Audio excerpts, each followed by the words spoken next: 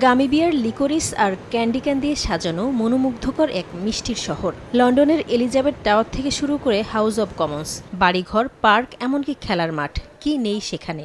আর এই সবকিছুই তৈরি হয়েছে বিভিন্ন মিষ্টি জাতীয় খাবার থেকে। এই জিঞ্জারব্রেড সিটি এক্সিবিশনটি হচ্ছে লন্ডনে, যেখানে শোভা পাচ্ছে স্থপতি, প্রকৌশলী ও ডিজাইনারদের তৈরি বিভিন্ন জিনিস। আর্কিটেকচার মিউজিয়ামের প্রতিষ্ঠাতা মেলিসা উলফোর্ড জানান, শহুরে জীবনে খেলাধুলা ও আনন্দের ভূমিকা তুলে ধরতে এবছরে প্রদর্শনীটির থিম রাখা হয়েছে প্লে। এবারের প্রদর্শনীতে রয়েছে স্থপতিদের তৈরি 50টি জিঞ্জারব্রেডের ভবন।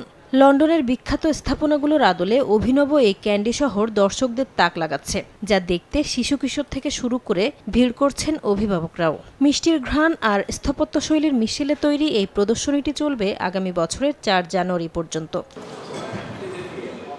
সুইডেনের স্টকহোমেও আয়োজন করা হয়েছে ক্রিসমাস জিঞ্জারব্রেড হাউস প্রতিযোগিতার। স্থানীয় সময় শুক্রবার স্টকহোমের আর্কিটেকচার অ্যান্ড ডিজাইন মিউজিয়াম বাৎসরিক এই প্রতিযোগিতায় অংশগ্রহণকারীদের কাজ সামনে আনে। এবারের প্রতিযোগিতার মূল থিম ডিজাইন ও স্থাপত্যের প্রতি ভালোবাসা, যেখানে মিষ্টি জাতীয় খাবার দিয়ে টাইটানিক জাহাজ, তাজমহল, এমনকি লুভর জাদুঘরে চুরির থিমে তৈরি নানা আকর্ষণীয় সৃজনশীল কাজ প্রদর্শিত হয়েছে।